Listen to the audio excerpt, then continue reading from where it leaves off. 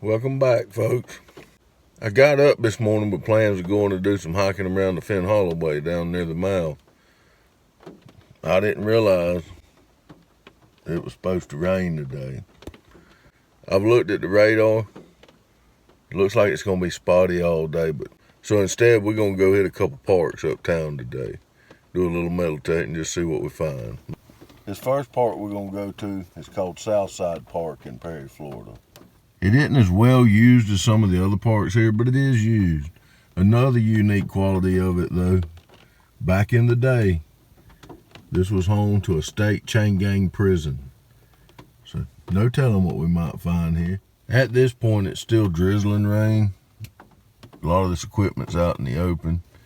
So to wait for a break in between it, I think what we'll do first is get out under some of these trees and do around them. And then in the breaks, we'll get over around some equipment.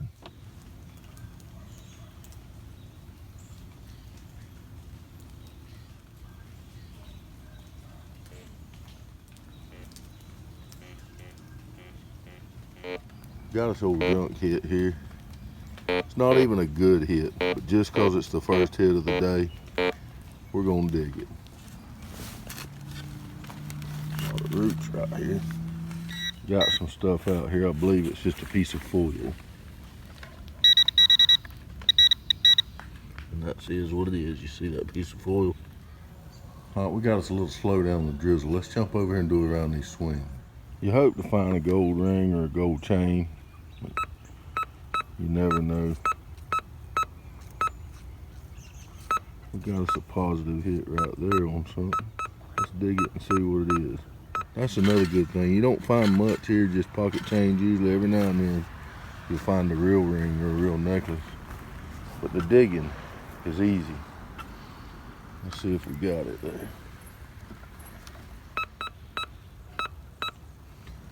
See if we can pinpoint it a little better.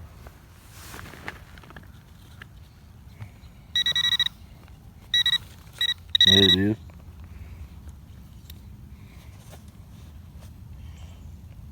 Right there. Just a old simple dime.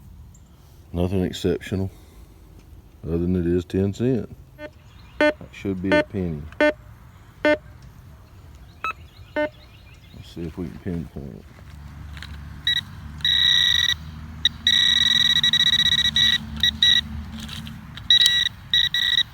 it. And there it is. Just a common penny.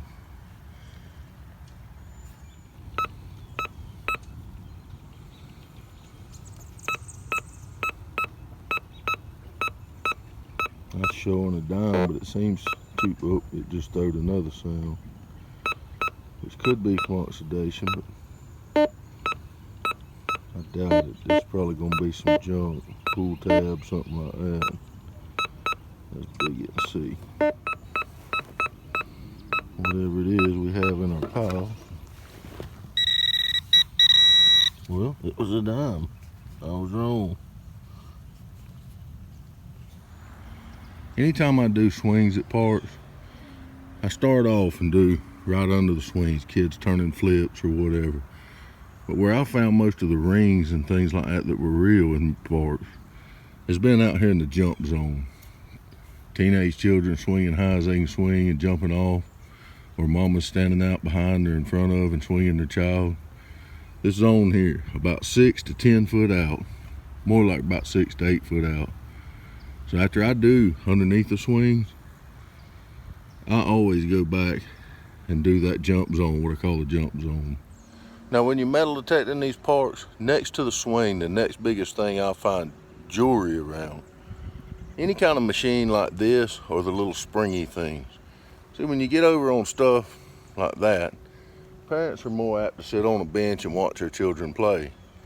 On these with small children, that's where the mamas get over with them. And the mamas is the ones with the rings. Playing, trying to catch them from falling off, ring falls off, they don't realize it till later. So always hit anything that's springy or for small children. Let's step over to the jungle equipment next, see what we can find over there. Now on this type of stuff, I turn my sensitivity down because you got all kind of mountains underneath. I cycle it out to just the jewelry and coin setting. Look anywhere stairs come up and down. That's where youngins fall, stuff spills out of their pocket, or mama in front of them tries to catch them and the ring falls off or necklace. Any spot that comes out like a slide, I do along the edges of them. And anywhere overhead is climbing stuff. Kids fall off of that. Sometimes parents catch them, break a necklace, and they don't realize it. So hit those areas hard. So didn't really get no decent hits here. I'm gonna slip over to that big oak tree because sometimes children love to run and play around big oak trees that's near the play area. If I find something, I'll bring you in. If I don't, I'll meet you over. We're gonna ride to Rosehead Park next. Probably one of the newer parks, but probably one of the most visited parks with young children.